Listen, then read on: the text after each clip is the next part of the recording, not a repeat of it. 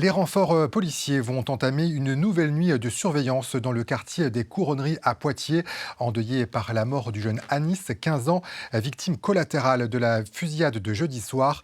Ce matin, jour de grand marché, l'équipe municipale est allée à la rencontre des habitants choqués par cet épisode de violence extrême. Nicolas Ferraud et Mathieu Maillet. C'est un dimanche matin, plein de tristesse et de recueillement dans les cœurs des habitants du quartier. Ça me passe partout.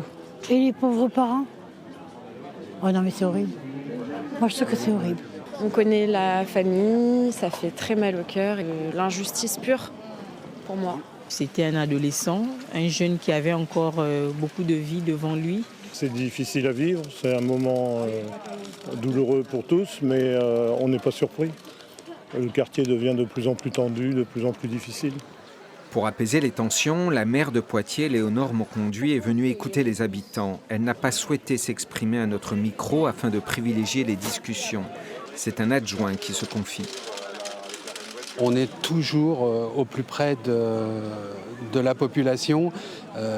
Le marché des Couronneries, c'est un marché où se côtoient toutes les populations, toutes les communautés. C'est un marché où on voit que normalement on vit bien ensemble. De l'incompréhension et de la colère aussi parmi les habitants pour des amalgames sur le profil d'Anis, la victime, avec le narcotrafic. L'avocate de sa famille cherche à rétablir la vérité.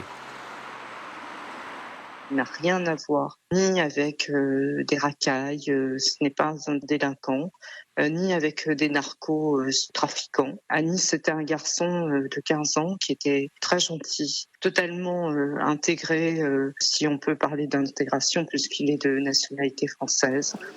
Le meurtrier présumé est toujours activement recherché. Il serait âgé de 25 ans et serait bien connu des services de police.